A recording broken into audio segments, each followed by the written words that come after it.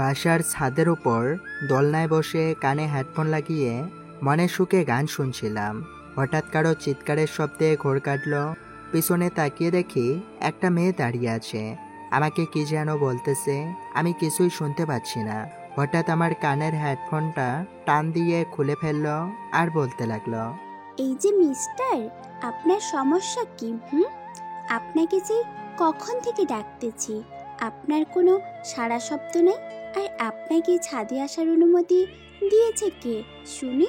হুম। ছাদে আসার জন্য অনুমতিও লাগে নাকি? আগে তো জানতাম না। হ্যাঁ, অনুমতি লাগে তো।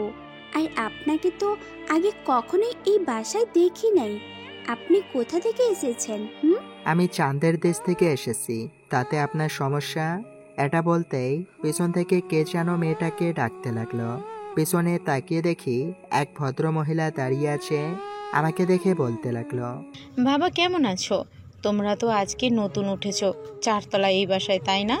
জি আলহামদুলিল্লাহ ভালো আছি। হ্যাঁ, আমরা আজকে উঠেছি। আচ্ছা আন্টি, এ বাসার ছাদের উপর উঠতে গেলে কি কারো পারমিশন নিয়ে নিতে হয় নাকি? না বাবা, কেন, কি হয়েছে? আসলে আন্টি, উনি বলতেছে যে ছাদের উপর উঠতে গেলে পারমিশন নিতে হবে, তাই জিজ্ঞাসা করলাম আর কি। আফরিন কি বলতেছে, ওটা কি সত্যি? হ্যাঁ আম্মু, আমার অনুমতি ছাড়া এই বাসার ছাদের উপরে কোনো ছেলে উঠতে পারবে না। তুমি তাকে ভালোভাবে বলে দিও। 112 উঠবে, তাতে তোর কি সমস্যা? তোর মন চাইলে তুই উঠবি না? যা এখান থেকে। মেয়েটা চলে গেল। আন্টি, উনি কি হয় আপনার? ও আমার মেয়ে, ওর নাম আফরিন। আর যদি তোমার সাথে খারাপ ব্যবহার করে তাহলে আমাকে বলবে, আমি তাকে বকে দিব। ঠিক আছে আন্টি, এই বলে চলে গেল। আমি আবার দোলনায় বসে কানে হেডফোন দিয়ে গান শুনতে লাগলাম। কিছুক্ষণ গান শুনে চলে আসলাম রুমে। ফ্রেশ হয়ে শুয়ে আছি, এমন সময় আম্মু আসলো রুমে। কিরে মেঘ, এই বাসায় আসতে না আসতে বাড়িওয়ালা মেয়ের সাথে ঝগড়া করে ফেললি। তোকে নিয়ে কোথাও শান্তিতে থাকতে পারি না। তোর জন্য প্রত্যেক মাসে মাসে বাসা পাল্টাতে হয়। এবার যদি বাসা পাল্টাতে হয় তাহলে তোর খবর আছে। এবার আর পাল্টাতে হবে না, তুমি যাও তো। আম্মু চলে গেল। ব্যাগ থেকে ল্যাপটপটা বের করে হ্যাকার জগতে প্রবেশ করলাম।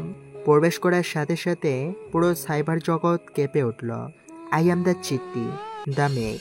হ্যাকার জগতে যতজন লোক আছে সবাই এই নামটাকে ভয় পায়, কারণ এর উপরে আর কোনো হ্যাকার নেই। I am the চিত্তি।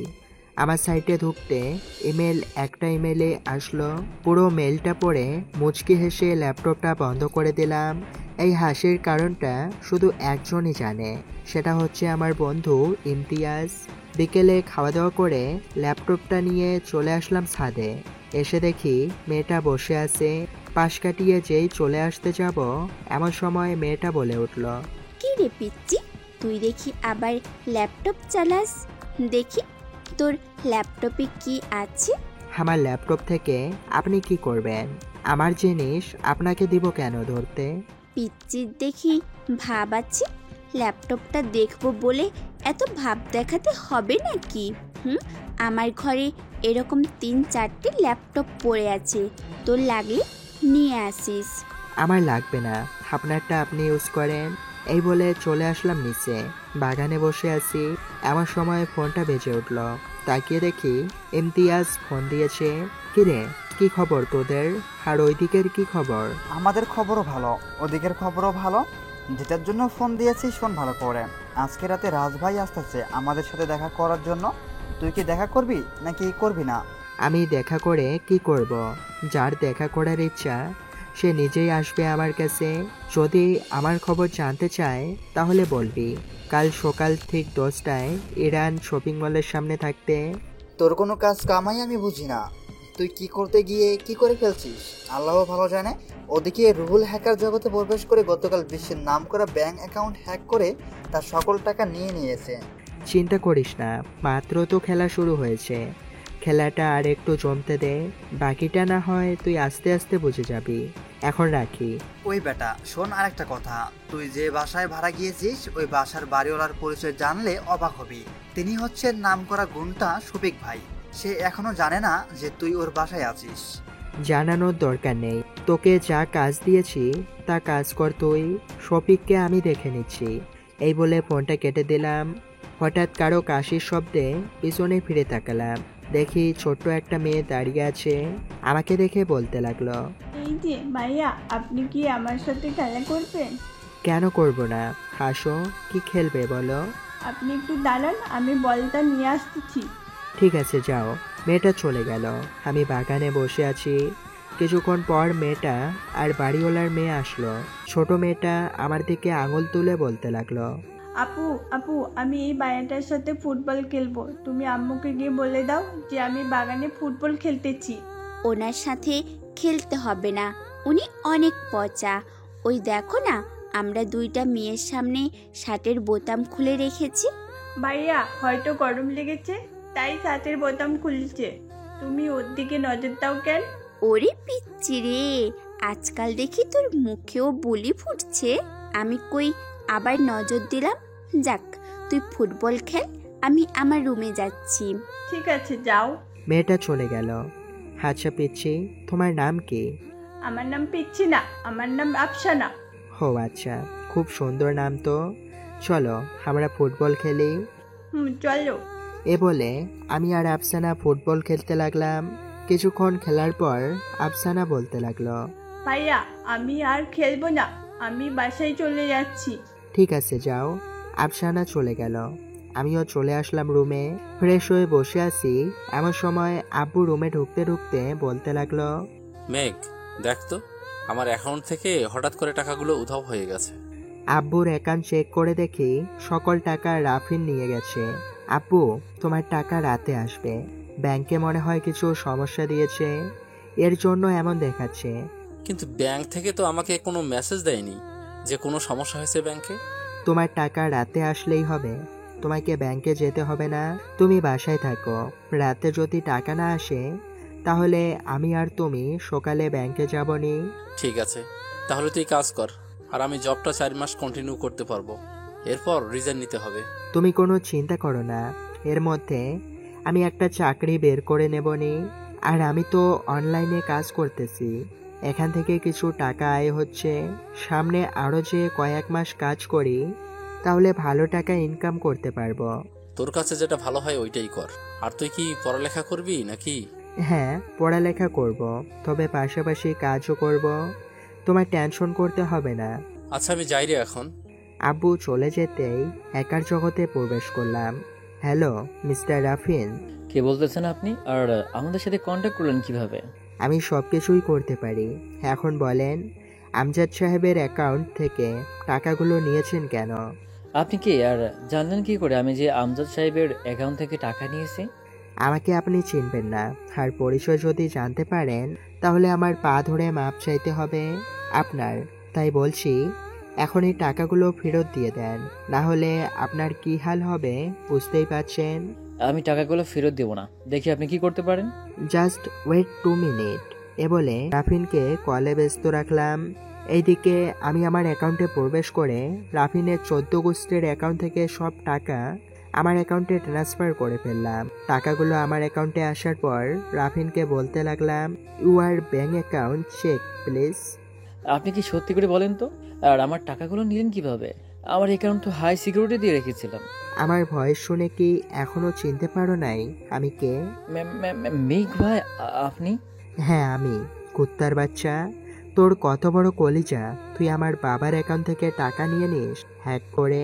এখন তোর 14 গোষ্ঠীর অ্যাকাউন্ট থেকে টাকা আমার কাছে নিয়ে এসেছি, আর তোর অ্যাকাউন্টে অ্যাক্টিভ মোড ওইখানে রেখেছি, অ্যাক্টিভ করে যাতে পুলিশ তোকে ধরতে পারে। কিছুক্ষণের মধ্যে তোর বাসায় পুলিশ যাবে। ভাই আমাকে ক্ষমা করে দিন, আমি ভুল করে এমনটা করে ফেলেছি। প্লিজ ভাই, এবারের মতো মাফ করে দিন। বলেছিলাম না আমার কাছে মাপ চাইতে হবে তোর। এখন আমি কিছুই করতে পারবো না। কিছুদিন আগে একটা ব্যাঙ্ক অ্যাকাউন্ট হ্যাক করেছিলি মনে আছে? ওইখানে সকল ডকুমেন্ট তোর নাম লিস্ট করে থানায় পাঠিয়ে দিয়েছি। দেখ, পুলিশের গাড়ি তোর বাসার সামনে চলে এসেছে। রাখছি এখন। আর একটা কথা মনে রাখিস, তুই আর কোনোদিন হ্যাকার জগতে প্রবেশ করতে পারবি না। এই বলে ফোনটা কেটে দিলাম। কিছুক্ষণ পর কে যেন আমার ঘরে ঢুকলো। তাকিয়ে দেখি আফসানা। আরে আফসানা, তুমি এখানে? হ্যাঁ ভাইয়া, আপুর সাথে এসেছি। আপু কি যেন বলবে তোমাকে। আমি আবার তোকে কখন বললাম যে আমি ওনাকে কিছু বলবো? আসার সময় না বললে? আচ্ছা, তোমরা দুজনে কথা বলো, আমি নিচে থেকে পানি খেয়ে আসি। ঠিক আছে, যাও। আফসানা চলে যেতেই আফরিনকে বললাম, বসেন এখানে। আর কি বলতে এসেছেন বলেন? কিছু বলার নেই, তা আপনি যেন কিসে পড়েন? এই তো ইন্টার সেকেন্ড ইয়ার। কেন? আফসানাকে পড়াতে পারবেন? ওকে তো আপনি পড়াতে পারেন, আমার পড়ানোর কি দরকার আছে? আমার কাছে পড়তেই চায় না, এর জন্যই তো বললাম আপনি ওকে যদি একটু পড়াতেন তাহলে খুব ভালো হতো। আচ্ছা পড়াবো, কাল থেকে সন্ধ্যার দিকে পাঠিয়ে দিয়েন আমার রুমে। পড়ানো শেষ করে আমি দিয়ে আসবো নি। ও একা একা আসতে পারবে না, আমি নিয়ে আসবো নে। ঠিক আছে, তাহলে দিয়ে যাইয়েন। আচ্ছা, দেখি আপনি কি কাজ করছেন ল্যাপটপে? অনলাইন মার্কেটিংয়ের কাজ করছিলাম। এই বলে হ্যাকার জগৎ থেকে বের হয়ে ফেসবুকে ঢুকে আমার বানানো গ্রুপে গিয়ে দেখাতে লাগলো। ও আচ্ছা, তা করেন, আজ যাই তাহলে। আফরিন চলে গেল। বসে বসে কাজ করতেছি, এমন সময় আব্বু রুমে ঢুকলো। আব্বু কিছু বলবে নাকি? দেখ তো অ্যাকাউন্টটা ঠিক হয়েছে কিনা, কি যেন একটা মেসেজ আসলো। হ্যাঁ আপু, তোমার টাকা চলে এসেছে। বলেছিলাম না, হয়তো কিছু সমস্যা ছিল অ্যাকাউন্টের, এর জন্য আর কি। ও আচ্ছা, চল রাত তো হয়ে এসেছে, খাবার খাবি? হ্যাঁ চলো। আমি আর আব্বু চলে আসলাম খাবার টেবিলে। আব্বু, আম্মু কোথায় গেছে এখন আবার? তোর আম্মুর কথা বলার সঙ্গী পেয়েছে, বাড়িওয়ালার স্ত্রীর সাথে হয়তো গল্প করতেছে। চল আমরা খেয়ে ফেলি, কখন আসবে তার কোনো ঠিক নেই। চলো। আমি আর আব্বু খাবার খেয়ে নিলাম। আসলে আম্মু একবার গল্প করতে বসলে আর ওঠার নামগন্ধ থাকে না। মাঝে মধ্যে আমি আর আব্বু খাবার খেয়ে নেই। যা এখন গিয়ে ঘুমিয়ে থাক, আবার তো রাতে উঠে কাজ করতে বসবি।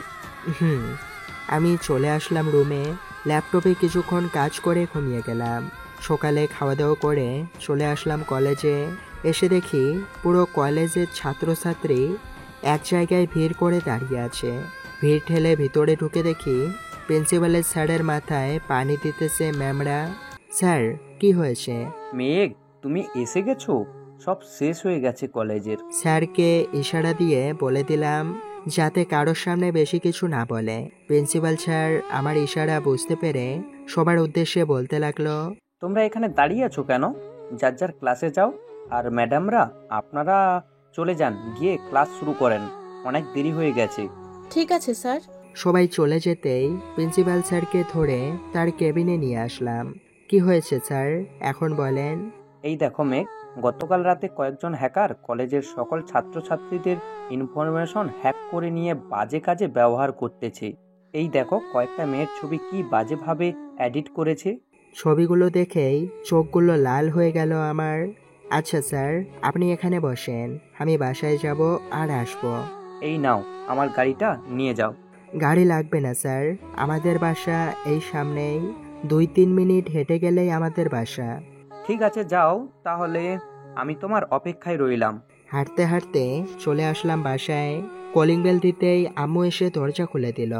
আমাকে দেখে বলতে লাগলো, কি রে, তুই না কিছুক্ষণ আগে কলেজে গেলি, এখন আবার চলে এসেছিস কেন? কিছু কি হয়েছে নাকি? না না, কিছু হয় নাই। কলেজের কিছু কাগজ রেখে গেছিলাম, ওইগুলো নিতে এসেছি। ও আচ্ছা, যা তাহলে। আমি চলে আসলাম রুমে, ল্যাপটপটা নিয়ে চলে আসলাম কলেজে। প্রিন্সিপাল স্যার, আপনার আইপি কোডটা দেন। 689221। আইপি কোডটা দিতেই আমার ল্যাপটপের সাথে কানেক্ট করলাম। দেখতে লাগলাম কে এ সার্ভার হ্যাক করেছে।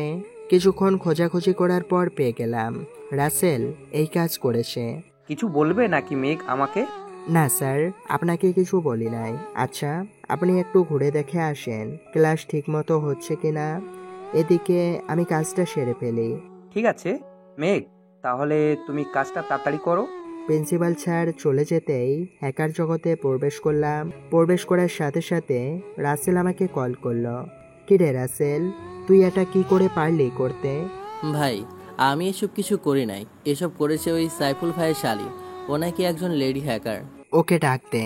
লাইনে থাকলে ওর সাথে আমি কথা বলতেছি, দেখি ও কত বড় একজন হ্যাকার। ঠিক আছে ভাই, আমি এখনই রাখ দিতেছি। কিছুক্ষণ পর সাইফুলের শালি আমাদের সাথে অ্যাড হলো। আসসালামু আলাইকুম আপু। আসসালামু আলাইকুম। আপনারই অপেক্ষা করছিলাম এতদিন। তা কেমন আছেন আপনি?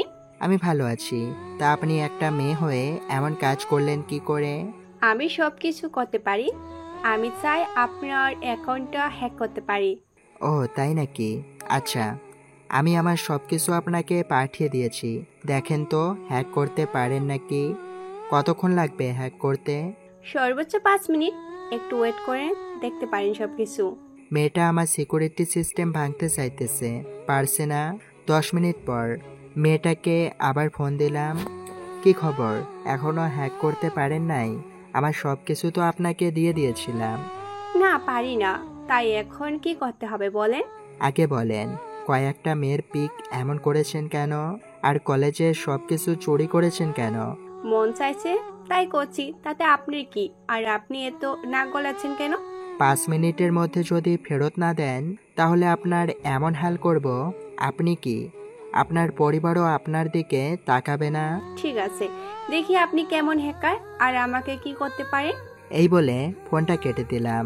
ফোনটা কেটে আমার অ্যাকাউন্টটা লগ ইন করে কলেজের সকল ইনফরমেশন ব্যাক নিয়ে আসলাম। কিছুক্ষণ পর মেয়েটাকে ফোন দিয়ে বললাম, আপনার বাসা নিচে দেখেন পুলিশ দাঁড়িয়ে আছে, আপনাকে এবং আপনার দুলাভাইকে ধরে নিয়ে যাবে।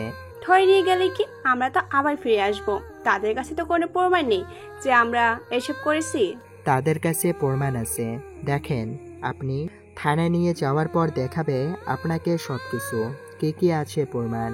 এই বলে ফোনটা কেটে দিলাম আর রাসেলের নাম্বারে ফোন দিলাম। হ্যালো রাসেল, তুমি থাকতে এইসব হয় কি করে? ভাই, আমি কিছু জানি না। আমার স্ত্রীকে পিসির সামনে বসে খাবার খেতে গিয়েছিলাম, এসে দেখি এসব হয়েছে। আপনার সাথে কন্ট্যাক্ট করতে চেয়েছিলাম, কিন্তু আপনার ওই সিমটা বন্ধ, পরে আর কন্ট্যাক্ট করতে পারিনি। ঠিক আছে, এখন কলেজের সব ইনফরমেশন আগের মতো করে দাও। আর পুলিশ যদি কিছু জিজ্ঞাসা করে তাহলে আরও ভালোভাবে উস্কে দিবে তাদের, ওরা যেন জেল থেকে না বের হতে পারে। ঠিক আছে ভাই, এখন রাখি তাহলে। ঠিক আছে, কাজ শেষ করে বসে আছি। ওইদিকে রাসেল সকল কিছু ঠিক করতে লাগলো। কিছুক্ষণ পর প্রিন্সিপাল স্যার তার কেবিনে প্রবেশ করলেন। স্যার, আপনার সকল ইনফরমেশন আগের মতো হয়ে যাবে। কিছুক্ষণ পর সাকসেসফুল দেখালে বুঝে যাবেন আগের মতো হয়ে গেছে। ধন্যবাদ মেয়ে, তুমি আজকে আমার বড় উপকার করলে। এই ছবিগুলো যদি সোশ্যাল মিডিয়ায় আপলোড হয়ে যেত তো তাহলে মেয়েগুলো আত্মহত্যা ছাড়া আর কিছু চিন্তা করতে পারতো না। স্যার, আমি যতদিন বেঁচে আছি ততদিন কিছুই হবে না। আর কত কিছুদিন ধরে খেয়াল করছি কলেজের কিছু ছেলে কেমন যেন ব্যবহার করছে। ওরা কি ড্রাগস বা অন্য কিছু খায় নাকি? ওয়েট, আমি সিসি ক্যামেরা দেখে বলতেছি। বস, তুমি এখানে, তোমার জন্য কফি বানিয়ে আনতে বলি? না স্যার, আমি কিছুই খাবো না। আপনি শুধু আমাকে দেখে জানান, অনেক কাজ পড়ে আছে আমার। এই দেখো কিছুদিন আগের ফুটেজ।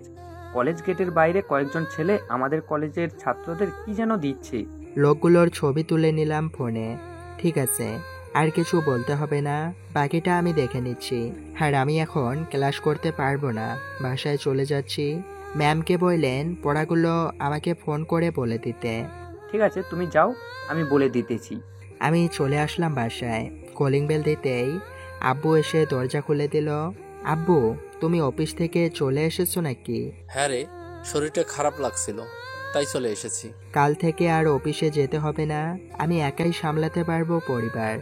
এই কয়েকদিন করে আসি, পরে তো রিজাইন দিয়েই ফেলবো। শরীর সুস্থ হলে এরপর যাইও অফিসে, এর আগে কিন্তু অফিসে যাবে না, এই বলে দিলাম। ঠিক আছে বাপ, যা ফ্রেশ হয়ে খাবার খেয়ে নে, তোর মা আবার চলে গেছে।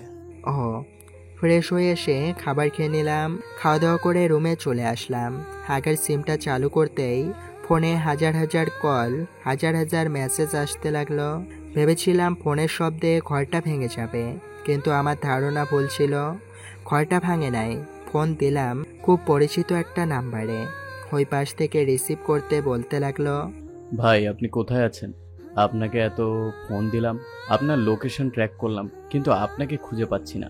কোথায় আপনি? প্লিজ গ্যাং ছেড়ে দিয়েন না। না রে, আমি গ্যাং ছাড়ি না। একটা কাজে একটা শহরে এসেছিলাম, তোদের কিছু পিক দিতেছি। এই লোকেদের মেরে এই কলেজের সামনে ফেলে দিয়ে যাবি। ঠিক আছে ভাই, আর আপনি গ্যাংয়ে ফিরে আসবেন, আপনার অপেক্ষা করতেছি সবাই। কিছুদিন পর আসবো, আবার আগের মতো হতে হবে আমাকে। শহরে আবার অন্যায় কাজ হচ্ছে, আবার গরিবদের উপর অত্যাচার করেছে, এসব সহ্য হচ্ছে না আমার আর। হ্যাঁ ভাই, তবে ভাই একটা কথা, আপনি যার সাথে রিলেশন করতেন তার বড় বোন আপনার সাথে কথা বলতে চায়, আপনি আসলে ওনাকে খবর দেব। হঠাৎ এতদিন পর স্নেহার বোন আমার সাথে কথা বলতে চায় কেন? স্নেহার সাথে তো আমার সম্পর্ক আরো 5 বছর আগেই শেষ হয়ে গেছে। জানি না ভাই, কেন জানি আপনার সাথে কথা বলতে চায় সে। আচ্ছা, আমি আগে আসি, এরপর না হয় কথা বলবো নি ওর সাথে। তোকে যে কাজটা দিয়েছি, আজকের মধ্যে এই কাজটা শেষ করবি। তোকে লোকেশন পাঠিয়ে দিয়েছি। ঠিক আছে ভাই, রাখি এখন। ইমরানের সাথে কথা বলে নিচে চলে আসলাম। আব্বু, তোমার ব্যাংকে কত টাকা আছে? এই তোর 60 থেকে 70 লক্ষ টাকা আছে। হঠাৎ এই কথা জিজ্ঞেস করছিস কেন? আমি চাচ্ছিলাম একটা বিজনেস করার জন্য। তুমি কি বলো? তুমি যদি অনুমতি দাও তাহলে আমি বিজনেস শুরু করব। বিজনেস তো শুরু করবে, কিন্তু এই টাকায় তো হবে না রে। আর কিসের বিজনেস শুরু করবি? থান কাপড়ের বিজনেস শুরু করব। বেশি টাকা খরচ পড়ে না। আমাদের তো জায়গা কেনা আছে, ওইখানে না হয় 25 থেকে 30টা মেশিন বসিয়ে চালু করে দিলাম। ইনশাআল্লাহ যদি লাভ হয় তাহলে আস্তে আস্তে আরো বড় করব। ঠিক আছে, কর তাহলে। তোর টাকা কবে লাগবে আমাকে বলিস, আমি ব্যাংক থেকে উঠিয়ে দিব না। ঠিক আছে আব্বু, আমি তোমাকে জানাবো কবে টাকা লাগবে। আচ্ছা, জানাস। আব্বুর সাথে কথা বলে চলে আসলাম ছাদে।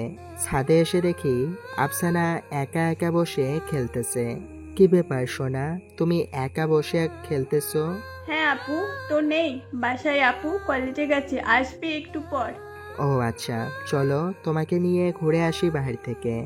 আচ্ছা, আমি আম্মুর কাছে বলে আসি, তুমি একটু বসো। আচ্ছা চলো, আমিও যাব তোমার সাথে। ঠিক আছে, চলো। আমি আফসানার সাথে চলে আসলাম তাদের রুমের সামনে। কলিং বেল দিতেই আম্মু এসে দরজা খুলে দিল। আম্মু, তুমি এখনো যাও নাই এখান থেকে? আব্বু তো সেই কখন অফিস থেকে চলে এসেছে। তোর আব্বুর তো আসার কথা বিকালে, এখন আসলো যে শরীর খারাপ করেছে নাকি? হ্যাঁ, তুমি যাও আব্বুর কাছে। ঠিক আছে যাচ্ছি। আর আফরিনের মাই হচ্ছে আমার ছেলে। আজকে আমি যাই, কালকে আবার আসবো। আচ্ছা, যান তাহলে। আন্টি, আসসালামু আলাইকুম। ওয়ালাইকুম আসসালাম। কেমন আছো বাবা? এই তো আলহামদুলিল্লাহ ভালো আছি। আপনি কেমন আছেন? আমি আলহামদুলিল্লাহ ভালো আছি। আন্টি, আমি আফসানাকে নিয়ে বাইরে একটু ঘুরতে যাচ্ছি। ঠিক আছে, যাও তাহলে।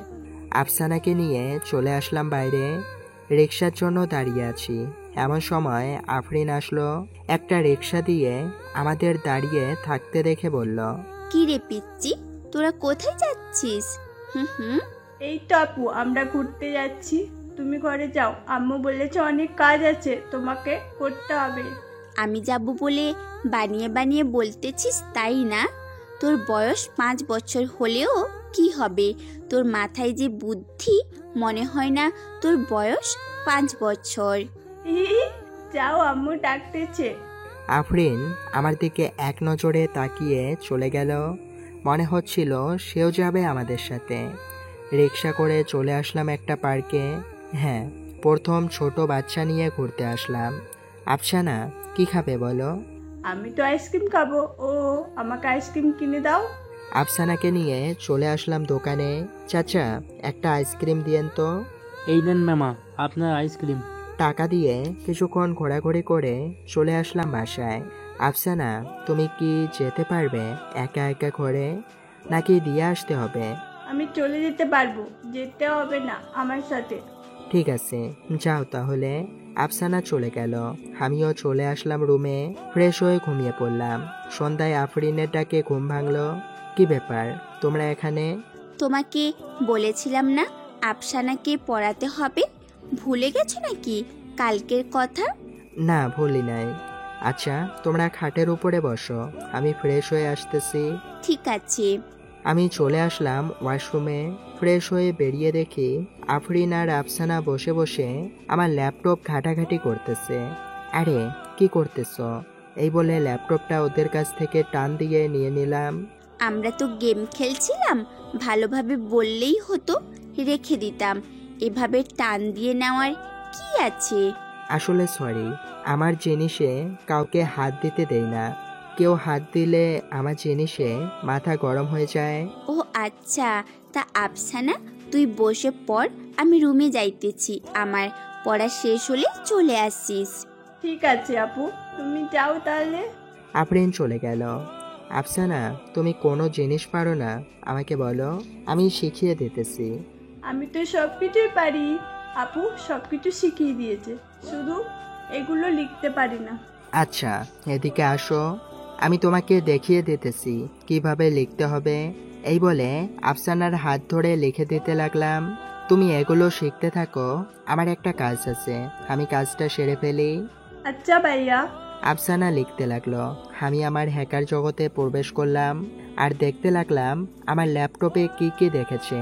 আফসানা আর আফরিন তেমন কিছুই দেখতে পারে নাই, সবকিছু লক করা ছিল। ভাইয়া এই দেখো লেখাগুলো কেমন হয়েছে। অনেক সুন্দর হয়েছে, আর একটু প্র্যাকটিস করো, তাহলে দেখবে পুরো বইয়ের মতো হয়ে গেছে। আচ্ছা আমি আজকে চলে যাই, কালকে আবার আসবো, খুব ঘুম পাচ্ছে আমার। ঠিক আছে, যাও তাহলে। আফসানা চলে গেল। আমি চলে আসলাম নিচে, খাবার টেবিলে বসে খাবার খাচ্ছি। এমন সময় আব্বু বলতে লাগলো, মেঘ, তোর কাজ কবে থেকে শুরু করবি বলতো? ভাবতেছি সামনের মাস থেকে শুরু করব কাজটা, তোমরা কি বলো? তাহলে তো অনেক দেরি হবে। তুই এক কাজ কর, এই মাসের 20 তারিখ থেকে কাজটা শুরু কর, অনেক ভালো হবে। ঠিক আছে আব্বু, আমি তোমাকে কালকে জানাবো। একজন ইঞ্জিনিয়ারের সাথে কথা বলতে হবে, কথা বলা শেষ হলে কি কি লাগবে আমি তোমাকে কালকে সব জানাচ্ছি। ঠিক আছে, খাবার খেয়ে নে, আর এই ওষুধগুলো নিয়ে আসিস তো, খাবারগুলো খেয়ে। ঠিক আছে, খাবার খেয়ে চলে আসলাম ফার্মেসিতে। মামা, এর ওষুধগুলো দেন তো। এই নিন মামা আপনার ওষুধগুলো। আর এই ওষুধ কে খায়, আপনি নাকি অন্য কেউ? আমার আব্বু এই ওষুধগুলো খায় কেন, কি হয়েছে? এই যে লাল বড়ি দেখছেন না, এটা খেলে মানুষের আয়ু কমে যায় আর খুব অল্প সময়ের মধ্যে মারা যায়। ডাক্তার হয়তো আপনার আব্বুকে ভুল ঔষধ দিয়েছে। ধন্যবাদ আপনাকে বলার জন্য। ওষুধগুলো নিয়ে চলে আসলাম বাসায়। কলিং বেল দিতেই আম্মু এসে দরজা খুলে দিল। আব্বু, ওই নাও তোমার ঔষধ। আর তোমাকে এই ঔষধগুলো লিখে দিয়েছে কে? এই তো চৌরাস্তার মোড়ে একটা ডাক্তার বসে, সে। আজকের সোমবার আসার কথা, তাই না? হ্যাঁ, এখনো হয়তো আছে। আমি আমার রুমে চলে আসলাম, কোমরে পিস্তলটা গুঁজে চলে আসলাম বাইরে। বাইকটা নিয়ে সোজা চৌরাস্তার মোড়ে চলে আসলাম। হাসপাতালে ঢুকতেই একটা ভাই বলতে লাগলো, কোথায় যাচ্ছেন ভাই? ভিতরে রোগী আছে। চুপচাপ বসে থাকেন, এটা দেখেছেন তো, একবারে গুলি করে মেরে ফেলবো। আমার হাতে পিস্তল দেখে সবাই ভয় পেয়ে গেল। সবাই চুপচাপ বসে থাকেন। এই বলে ডাক্তারের কাছে চলে আসলাম। আপনার নামই তো রহিম, তাই না? জি, আমার নাম রহিম। কিছু বলবেন নাকি? আচ্ছা, এই ঔষধটা কিসের জন্য দিয়েছেন আপনি, একটু জানতে পারি? ওই ওষুধটা খেলে ডায়াবেটিস কম থাকে, এর জন্য এই ওষুধটা দিয়েছি। কিন্তু আমার আব্বুর তো ডায়াবেটিস নেই, আপনি ডায়াবেটিস কোথায় পেলেন? এই বলে ডাক্তারের শার্টের কলার ধরে টানতে টানতে বাইরে নিয়ে আসলাম। এভাবে টেনে টেনে বাইরে নিয়ে যাচ্ছি দেখে রিসেপশনের লোকটা বলতে লাগলো, ভাই আপনি ওনাকে এভাবে টেনে নিয়ে যাচ্ছেন কেন? এই বেটা, চুপ করে দাঁড়িয়ে থাক, যেভাবে আসিস সেইভাবে। এখন সবার সামনে বল ভালো করে, ওই ঔষধটা কিসের জন্য দিয়েছিস আর কোথায় দিয়েছে? ওই ওষুধটা আপনার বাবার অফিসে একজন লোক থাকে, সে আমাকে কিছু টাকা দিয়ে বলেছে ওই ওষুধটা দিয়ে দেওয়ার জন্য, তাই দিয়ে দিয়েছি। দাঁড়া, তোর ডাক্তারে আমি ছোটাচ্ছি। মানুষকে মারার ফন্দি করেছিস, তাই না? এই বলে ফোনটা বের করে পুলিশকে ফোন দিবেন। আসসালামু আলাইকুম, এসআই শাহিন ভাই। জি ভাই, বলো তোমাকে কিভাবে সাহায্য করতে পারি? আপনি চৌরাস্তার মোড়ে চলে আসেন, একজন ডাক্তারকে ধরেছি। এই শালা আপনার মানুষ মারার জন্য আজে বাজে ওইসব লিখে দেয়। তুমি দাঁড়াও ওইখানে, আমরা 5 মিনিটের ভেতর আসছি। আমি দাঁড়িয়ে রইলাম। ডাক্তার আমার পা ধরে বসে আছে। কি ডাক্তার, এখন মাপ চাইলে তো হবে না? ওই সময় মনে ছিল না আপনার যে কিছু টাকার জন্য আপনি একজন মানুষকে মারতে চেয়েছিলেন? সরি, আমার ভুল হয়ে গেছে, আমাকে এবারের মতো মাফ করে দেন। তোদের মতো ডাক্তারদের মাফ নেই। হে বলে ডাক্তারের বুকে দিলাম সজোরে লাথি। লাথির আঘাত কন্ট্রোল করতে না পেরে মাটিতে পড়ে যায়। কিছুক্ষণের মধ্যে এসআই শাহিন চলে আসে। আমাকে দেখে বলতে লাগলো, মেঘ, কি হয়েছে? তুমি এভাবে ওনাকে মারছো কেন? এই দেখেন, কিছু টাকার জন্য এই ঔষধটা আমার বাবাকে দিয়েছে খাওয়ার জন্য। ফার্মেসিতে যখন ঔষধটা কিনতে চাই তখন ফার্মেসির ডাক্তার আমাকে সব বলেছে এই ঔষধের উপকারিতা কি কি আর অপকারিতা কি কি। ধন্যবাদ ভাই তোমাকে। ওইসব ডাক্তারের কোনো দরকার নেই আমাদের সমাজে থাকার। আজকে ওদের জন্যই কিছু মানুষ মারা যাচ্ছে, আর কিছু টাকার জন্য তুই এই কাজটা করতে পারলি। তুই যদি 5 থেকে 6টা রোগী দেখতি তাহলে হয়তো তোর এই টাকাটা উঠে যেত। তুই কেন করলি এমন, আমাকে বলতো। সরি স্যার, আসলে আমি বুঝতে পারি নাই এটার জন্য আমাকে এত বড় সাজা পেতে হবে। আপনারা যা বলবেন আমি তাই করব। প্লিজ আমাকে মাফ করে দিন এবারের মতো। মেঘ, তুমি কি বলো, ওনাকে মাফ করে দেবো নাকি? মাফ করার কি দরকার আছে? 2 বা 4 মাস জেলে থাকুক, বুঝতে পারবে কেমন। ডাক্তার হয়েছেন, এক জায়গায় বসে কিছুক্ষণ কয়েকটা রোগী দেখে 5 থেকে 10,000 টাকা এমনিতেই উপার্জন করতে পারেন। তাহলে কি দরকার অসৎ পথে যাওয়া? এবার ছেড়ে দেব, পরের বার অন্য কাউকে এমন করবেন না। তার কি প্রমাণ আছে? আপনি একবার সুযোগ দিয়ে দেখতে পারেন। আরেকবার যদি এমন কাজ করি তাহলে আমাকে ফাঁসির দড়িতে ঝোলাবেন, নিজের মুখে বলে গেলাম। এখন যে ঔষধগুলো দিয়েছেন আব্বুকে, সবগুলো ঔষধ ঠিক করে লিখে দিন। আর আপনার 10 লক্ষ টাকা ফাইন ধরা হয়েছে, এই 10 লক্ষ টাকা এনে দিবেন আপনি। মেঘ বলেছে এটাই হবে। আপনাকে 10 মিনিট সময় দিলাম, আপনি টাকাটা তাড়াতাড়ি জোগাড় করেন। আমরা এখানেই আছি। ঠিক আছে। আমরা বসে চা খেতে লাগলাম। কিছুক্ষণ পর ডাক্তার এসে আমাদের হাতে 10 লক্ষ টাকা দিয়ে দিল আর বলল, স্যার, এখানে তো আমি একা অপরাধ করি নাই। ওনার বাবার অফিসের এক লোক আমাকে এই কাজটা করতে দিয়েছে, সেও তো জড়িত আছে এখানে, তাকেও ধরতে হবে আপনাদের। এখন রাত, এখন অফিস ছুটি, কাল সকালে অফিসে যাওয়া হবে। শাহিন ভাই, আপনাকে ধন্যবাদ ফোন দেওয়ার সাথে সাথে আসার জন্য। তোমার মতন লোক যদি আমাকে ফোন দেয় তাহলে না এসে থাকতে পারি বলো? আর গ্যাংয়ে কেমন চলছে তোমার? ভাই, কয়েক মাসের জন্য এসব থেকে বেরিয়ে গিয়েছিলাম, কিন্তু আবার দেখতেছি মাফিয়ার লোকেরা সেই মেয়ে পাচার, ড্রাগস ইত্যাদি জিনিস পাচার করতেছে। এর জন্য আবার ঢুকতে হবে। একটা কথা মনে রাখবে, তুমি কাজকে কখনোই খুঁজবে না, কাজ এসে তোমাকে খুঁজবে। হ্যাঁ ভাই, ঠিক বলেছ। ভেবেছিলাম গ্যাং ছেড়ে দিয়ে ভালো হয়ে যাব, কিন্তু ভাই এই দেখো, সেই গ্যাংই আমাকে টেনে নিয়ে যাচ্ছে। হ্যাঁ, আচ্ছা, টাকাগুলো তুমি রেখে দাও, গরিবদের মাঝে বিলিয়ে দিও। এটা আপনি বিলিয়ে দিয়েন, আমি যাই তাহলে এখন। আর হ্যাঁ ডাক্তার, কথাগুলো যেন মনে থাকে। সকালে আমরা আসতেছি, আপনাকে যেন এখানে পাই ঠিক সময় 8টায়। ঠিক আছে, আমি সকাল 8টায় এখানে থাকবো। আমি চলে আসলাম বাসায়। কলিং বেল দিতেই আম্মু এসে দরজা খুলে দিল। কি রে, তুই হঠাৎ করে কোথায় চলে গেছিলি? আর এখন কোথা থেকে আসলি? এই তো বাইরে গিয়েছিলাম, একটু কাজ ছিল, এই বলে চলে আসলাম আমার রুমে। ফ্রেশ হয়ে শুয়ে পড়লাম। কখন যে ঘুমিয়ে গেছি খেয়াল নেই। ঘুম ভাঙলো সকালে আফসানার ডাকে। ভাইয়া শুনছেন নাকি? আফসানা বলো। তোমাকে সেই কখন থেকে ডাকতেছি, তুমি ঘুম থেকে উঠছো না? এই তো উঠলাম। তাই এত সকালে আমার রুমে কি করো তুমি? আপু বলেছে আপনাকে ডেকে নিয়ে যাইতে। কোথায় বলে যাবে আপনাকে নিয়ে?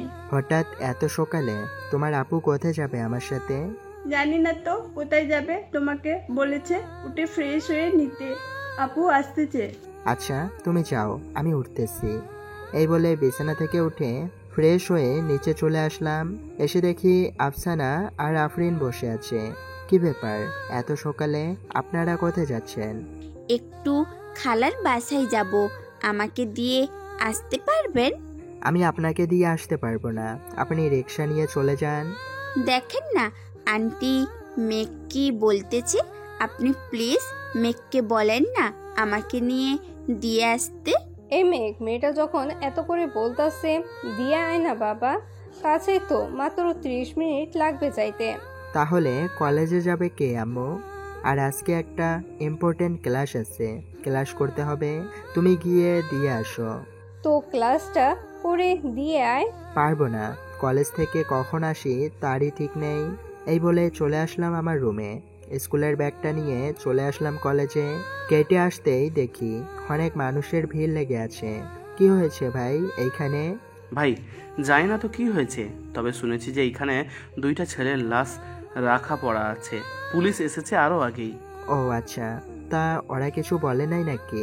না, ওরা কিছু বলে নাই, আপনি চাইলে দেখে আসতে পারেন। ঠিক আছে, এই বলে চলে আসলাম তাদের কাছে। এসে দেখি পুলিশরা সার্চ করতেছে কোথায় কি আছে। আমাকে দেখে শাহিন ভাই বলতে লাগলো, আরে মেঘ, তুমি কি এই কলেজে পড়ো নাকি? শাহিন ভাই, আমি এই কলেজেই পড়ি। আপনারা চলে যান লাশ নিয়ে, ফোন দেবনি বিকালে আমি। বুঝে গেছি এটা কার কাজ। আচ্ছা ঠিক আছে, যাচ্ছি আমরা। তুমি বিকালে পুলিশ স্টেশনে আইসো। ঠিক আছে, আসবনি। এই বলে চলে আসলাম কলেজের ভেতরে। প্রিন্সিপাল স্যারের কেবিনে যেতেই প্রিন্সিপাল স্যার বলতে লাগলো, মেঘ, খুব ভালো হয়েছে, 2 জন মরেছে। আর যদি বাকি লোকদের ধরা যেত তাহলে খুব ভালো হতো। স্যার, ওরাও ধরাই পড়বে। আর স্টুডেন্টরা বাইরে কি করে, ওদের বলেন ক্লাসে যেতে। আজকে ছুটি দিয়ে দিব মেঘ, তুমিও বাসায় চলে যাও, আজকে ক্লাস হবে না। ঠিক আছে স্যার, আর কালকে আমি আসতে পারবো না। আজকে একটা ইম্পর্টেন্ট ক্লাস ছিল, তাই এসেছিলাম। ও আচ্ছা, আমি তোমার ম্যামকে বলে দিব নে, তোমাকে পড়াগুলো পাঠিয়ে দিবে নে। ঠিক আছে স্যার। এই বলে চলে আসলাম বাসায়। কলিং বেল দিতেই আম্মু এসে দরজা খুলে দিল। আমাকে এত তাড়াতাড়ি চলে আসতে দেখে আম্মু বলতে লাগলো, কি রে, এত তাড়াতাড়ি চলে আসলি যে? তোর না বলে কি ইম্পর্টেন্ট ক্লাস আছে? আম্মু, কলেজে খুন হয়েছে, এর জন্য ছুটি দিয়ে দিয়েছে, তাই চলে আসছি। ও আচ্ছা, তোর আর নিয়ে যেতে হবে না, তাদের গাড়ি করে পাঠিয়ে দিয়েছে। ভালো করেছো আম্মু। এই বলে চলে আসলাম আমার রুমে। ফ্রেশ হয়ে খাবার খেয়ে থানায় চলে আসলাম। আমি আসতেই সকল পুলিশ অফিসার আমাকে দেখে সালাম দিতে লাগলো। সালামের উত্তর দিয়ে চলে আসলাম শাহিন স্যারের কেবিনে। আসসালামু আলাইকুম স্যার। ওয়ালাইকুম আসসালাম। মেঘ এসেছো? বসো চেয়ারে, আমি একটা চোরকে পিটিয়ে আসি। স্যার, চোর পেটালে কি হবে? সে তো আবার চুরি করবে, তাই না? তার থেকে ভালো হবে আমাকে নিয়ে চলেন তার কাছে, আমি কথা বলে দেখি সে কি বলে। ঠিক আছে, চলো তাহলে।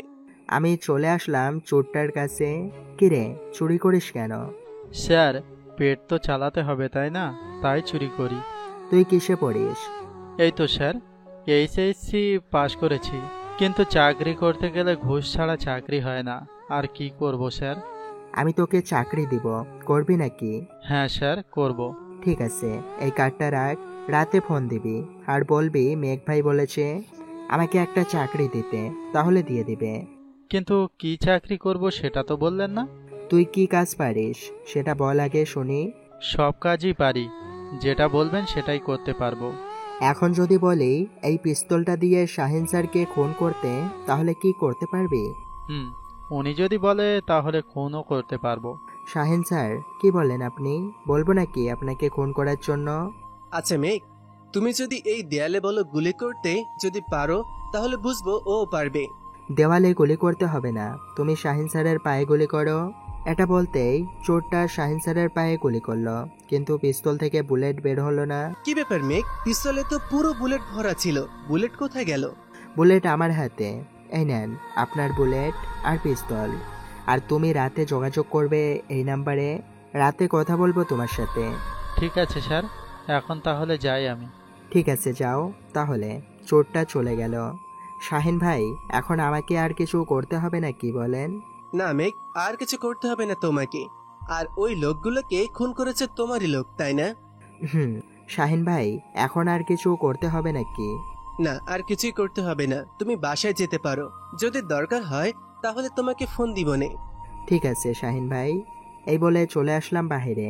বাইকটা নিয়ে সোজা চলে আসলাম নদীর পাড়ে। এসে দেখি ইমরান দাঁড়িয়ে আছে। কিরে, তোদের কি খবর? এই তো ভাই ভালো, আপনার কি খবর? আমারও ভালো।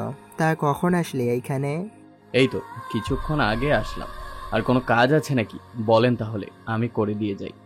না, তোমার কোনো কাজ করতে হবে না, এখন এই দিকটা আমি করে নিতে পারবো। ঠিক আছে ভাই, তাহলে আমি চলে যাই এইখান থেকে।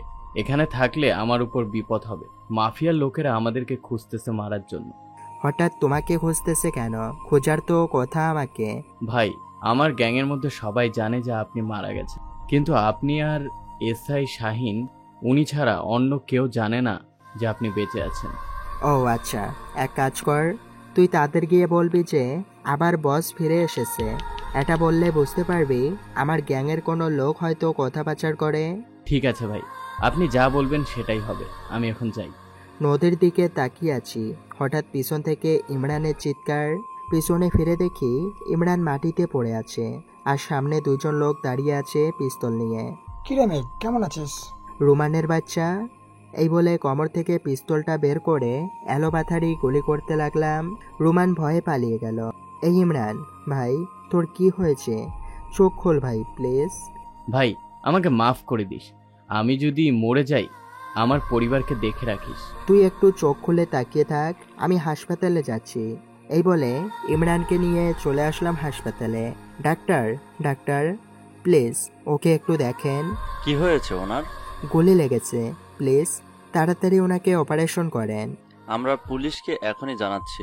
ওরা যদি এসে বলে তাহলে আমি অপারেশন করতে পারবো, এর আগে না। এই কুত্তার বাচ্চা, এইটা দেখেছিস কি? একটা গুলি করব, একবারে উপরে চলে যাবি। আমি যা বলছি তাই কর, তা না হলে। নার্স, ওনাকে ওটিতে নিয়ে যান, আমরা যাইতেছি। আমার রক্তচক্ষু দেখে ডাক্তার ভয়ে চলে গেল অপারেশন রুমে। প্রায় 30 মিনিট পর ডাক্তার বের হতে জিজ্ঞাসা করতে লাগলাম, ডাক্তার আমার বন্ধু কেমন আছে এখন? আপনার বন্ধু এখন সুস্থ আছে। হার্টের খুব কাছে গুলিটা লেগেছিল। হার্টে যদি লাগতো তাহলে ওনাকে আর বাঁচানো যেত না। ধন্যবাদ ডাক্তার। আর ওনাকে কখন কেবিনে শিফট করবে? এখনই শিফট করবে, তবে উনি 3 ঘন্টা ঘুমাবেন। ঘুমের ইঞ্জেকশন দিয়েছি ওনাকে। আচ্ছা ডাক্তার, আমি তাহলে নিচে গিয়ে অপারেশনের টাকাটা দিয়ে দিতেছি। ঠিক আছে, যান তাহলে। আর হ্যাঁ, টাকা দিয়ে আমার কেবিনে আসবেন, একটু কথা আছে আপনার সাথে। ঠিক আছে ডাক্তার। এই বলে চলে আসলাম নিচে। অপারেশনের টাকাগুলো দিয়ে চলে আসলাম ডাক্তারের কেবিনে। ডাক্তার আসতে পারি? আসেন। ডাক্তারের কেবিনে ঢুকে বসে আছি। কিছুক্ষণ পর ডাক্তার বলতে লাগলো, এই নেন, এই ওষুধগুলো ঠিকমতো খাওয়াতে হবে। আর ওনাকে সবসময় চিন্তামুক্ত রাখবেন। ওনার হার্টের খুব কাছে গুলিটা লেগেছে, আর জোরে চিৎকার করতে বারণ করবেন। ঠিক আছে ডাক্তার।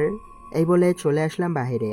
ঔষধগুলো নিয়ে ইমরানের কেবিনে ঢুকতেই ইমরান বলতে লাগলো, ভাই আপনার কিছু হয়নি তো? না, আমার কিছু হয় নাই। আর এখন রেস্ট কর তুই। আমি বাইরে আছি, কিছু লাগলে বলবি। আপনি বাসায় চলে যান, আমি একা একা থাকতে পারবো এইখানে। তোকে একা একা থাকতে হবে না, তোর পরিবারকে ফোন দিয়েছি, আসতেছে ওরা। তাদেরকে জানানোর কি দরকার ছিল? এমনি জানিয়েছি, হয়তো ওরা চলে এসেছে। ইমরানকে এই অবস্থায় দেখে তার স্ত্রী কান্না করতে করতে বলতে লাগলো, এই তোমার কি হয়েছে? আরে পাগলি, কিছুই হয় নাই, বসো এখানে। ভাবি, কিছু হয় নাই ইমরানের, আপনারা বসেন, আপনাদের জন্য খাবার নিয়ে আসি। ভাই কিছু আনতে হবে না, আপনি বসে থাকেন এখানে। চুপ, একদম চুপ। এই বলে চলে আসলাম নিচে। কিছু ফল আর হোটেল থেকে খাবার নিয়ে চলে আসলাম কেবিনে। এই নেন ভাবি, এইগুলো খেয়ে নেন আপনারা। ইমরান, আমি একটু বাসায় যাইতেছি, যদি কোনো প্রয়োজন হয় তাহলে ফোন দিস আমাকে। ঠিক আছে ভাই। আমি চলে আসলাম বাসায়। কলিং বেল দিতেই আম্মু এসে দরজা খুলে দিল। আমাকে এমন অবস্থায় দেখে বলতে লাগলো, কিরে কোথায় গিয়েছিলি? আর তোর শরীরের এই অবস্থা হয়েছে কেন? কই কি হয়েছে আমার? কিছু হয় নাই। এই বলে চলে আসলাম আমার রুমে। এসে দেখি আফরিন আর আফসানা বসে বসে টিভি দেখতেছে। কি ব্যাপার তোমরা এইখানে? তো কোথায় থাকবো? আর আন্টির কাছে পারমিশন নিয়েই তো এসেছি আপনার রুমে। সো আমাদের বকাবকি করতে পারবে না। ঠিক আছে। এই বলে চলে আসলাম ওয়াশরুমে। ফ্রেশ হয়ে বাইরে এসে দেখি আম্মু, আফরিন, আফসানা আর আন্টি বসে আছে। আম্মু খাবার দাও তো, আবার বের হতে হবে আমাকে। আবার কোথায় যাবি তুই এখন? অফিসের কাজে ধরেছি, যেতে হবে তাই। হো, তুই টেবিলে যা, আমি খাবার বেড়ে দিতেছি। আচ্ছা। এই বলে চলে আসলাম খাবার টেবিলে। খাবার খেয়ে বসে আছি, এমন সময় আব্বু আসলো আর আমাকে দেখে বলতে লাগলো, কিরে মেঘ, কাজ শুরু করেছিস নাকি? আব্বু, কাজ করেছি। আচ্ছা, এখন আমি চলে যাইতেছি। কখন আসবো বলতে পারছি না, তোমরা ঘুমিয়ে থেকো রাতে। আমি যদি আসি তাহলে আমার কাছে যে চাবিটা আছে ওইটা দিয়ে দরজা খুলে আসবো। ঠিক আছে, ভালোভাবে কাজ করিস। আচ্ছা আব্বু। এই বলে চলে আসলাম বাহিরে। কোমরে হাত দিয়ে দেখি পিস্তল নেই। তাড়াতাড়ি করে চলে আসলাম আমার রুমে। এসে দেখি আফরিনের হাতে পিস্তল। তাড়াতাড়ি করে ওর হাত থেকে পিস্তলটা নিয়ে নিলাম। এটা কি হলো? আপনি এইভাবে আমার কাছ থেকে এটা কেড়ে নিলেন কেন? এইটা আপনার জানতে হবে না। আপনি আর আমার রুমে আসবেন না, বের হয়ে যান বলছি। যাব না। কি করবেন শুনি? কিচ্ছু করব না, আপনি থাকেন তাহলে। এই বলে চলে আসলাম বাইরে। বাইকটা নিয়ে সোজা চলে আসলাম হাসপাতালে। এসে দেখি আমার সকল লোক পুরো হাসপাতালে ভরে গেছে। কিরে, তোরা সবাই ভিতরে আসলি কেন? তোদের জন্য সবার সমস্যা হচ্ছে। ভাই সরি, এই তোরা সবাই বাইরে চল, আমাদের এখানে থাকার কোনো দরকার নেই। তোরা বাইরে যা, আমি আসতেছি, তোদের সাথে কথা আছে। ঠিক আছে ভাই, আপনি আসেন, আমরা নিচে যেতেছি।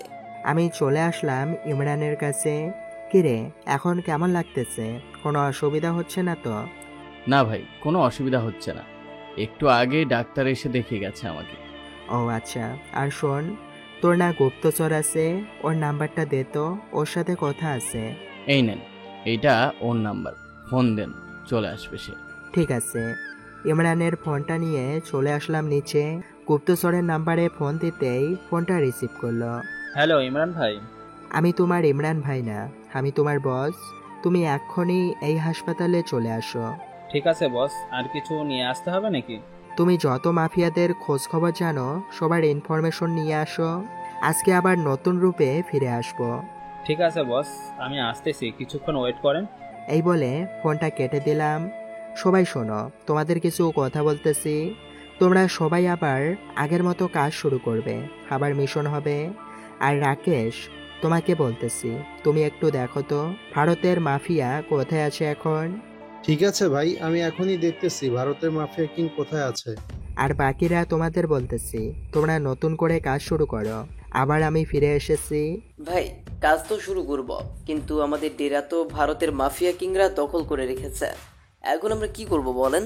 আর আমাদের পিস্তলগুলো ইমরান ভাই কোথায় রেখেছে তাও জানি না। আচ্ছা, তোমাদের চিন্তা করতে হবে না। আমি চাইতেছি ইমরানের কাছে আমি জিজ্ঞাসা করবনি পিস্তলগুলো কোথায় রেখেছে। ভাই আপনার যেতে হবে না, আপনি এখানে বসেন, আমি এখনই জিজ্ঞেস করে আসতেছি পিস্তলগুলো কোথায় রেখেছে। ঠিক আছে, যাও। ছেলেটা চলে গেল। আমি বসে আছি চেয়ারে। কিছুক্ষণ পর ইমরানের খবরই আসলো। কেমন আছো জিশান? জি ভাই, ভালো আছি, আপনি কেমন আছেন? আমিও ভালো আছি। তার সকল খবর এনেছো তো? ভাইয়া আমার ব্যাপারে তো জানেন আমি কেমন। যে কাজ দিবেন না কেন সে কাজ কমপ্লিট না করে ছাড়ি না, আমার যাই হয়ে যাক না কেন। তা তো জানি। এখন বল, কোন মাফিয়া কিং কোথায় আছে, কি কাজ করতেছে, কার সাথে চলতেছে, সকল ইনফরমেশন দাও। এই দেখেন ভাই, এই হচ্ছে আফ্রিকার মাফিয়া। ওর নামে বাংলাদেশে অনেক কেস আছে। ও শুধু মেয়ে পাচার করে এবং বাংলাদেশের পুলিশ তাকে ধরেও ফেলেছিল, কিন্তু পরবর্তীতে প্রধানমন্ত্রীর সাথে কথা বলে সে ছাড়া পেয়ে যায়। আচ্ছা, এক কাজ কর, আগে এটাকে ফোন দে, দেখি এবার বাংলাদেশে আনতে পারলে ওর সকল মেয়ে পাচার করা বের করব। এই নেন ভাই, কথা বলেন, লাইনে আছে। হ্যালো, আসসালামু আলাইকুম ভাই, কেমন আছেন? এই তো ভালো আছি। তা তুমি কে? তোমাকে তো চিনতে পারলাম না। আর আমার নাম্বার বা কোথায় পেলে? ভাই, আমি হচ্ছি মেয়ে পাচারকারী। আপনার মেয়ে লাগবে নাকি? না লাগলে বলেন, আমি এনে দিচ্ছি। যদি আমাকে 100 মেয়ে এনে দিতে পারো তাহলে আমি তোমাকে 100 কোটি টাকা দেব। 100 কোটি টাকা দিতে হবে না ভাই, আপনি শুধু আমাকে 50 কোটি টাকা দিলেই হবে। তা আপনি কবে আসবেন বলেন? আমি ওই দিনই ব্যবস্থা করে রাখতেছি মেয়েগুলো। আমি কালকে আসতেছি। তুমি কোন জায়গা থেকে মেয়েগুলোকে পাচার করতে পারবে আমাকে বলো, আমি ওই জায়গায় চলে আসবো। 2-3 আরশি পার্কের পিছনে যে নদীটা আছে, ওই নদীটার কাছ থেকে আমরা মেয়েগুলোকে আপনাকে দেব। ঠিক আছে, তাহলে আমি কালকে আসতেছি। এখন রাখি তাহলে। এই বলে ফোনটা রেখে দিল। কিছুক্ষণ পর চলে আসলাম আমাদের সেই আগের ডেরার পেছনে। এই পিস্তলগুলো নিয়ে আয়। ভাই সকল পিস্তল নেওয়া হয়ে গেছে, এখন কি করব বলেন? পুরো ডেরা চারদিক থেকে বন্দি করে ফেলো, যাতে ওরা কেউ বাইরে যেতে না পারে।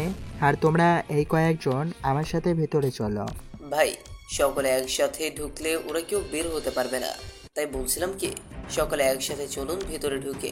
তোমরা মনে হয় ভয় পাচ্ছ, তোমাদের ভিতরে ঢুকতে হবে না। তোমরা দরজার সামনে দাঁড়িয়ে থেকো, আমি দেখতেছি ভিতরে ঢুকে। ভাই আপনি ভেতরে ঢুকতে পারবেন, আমরা ঢুকতে পারবো না কেন? চলেন, আপনার সাথে আমরাও ঢুকবো ভেতরে। ঠিক আছে, চলো তাহলে। আমরা সবাই ভেতরে ঢুকে পড়লাম।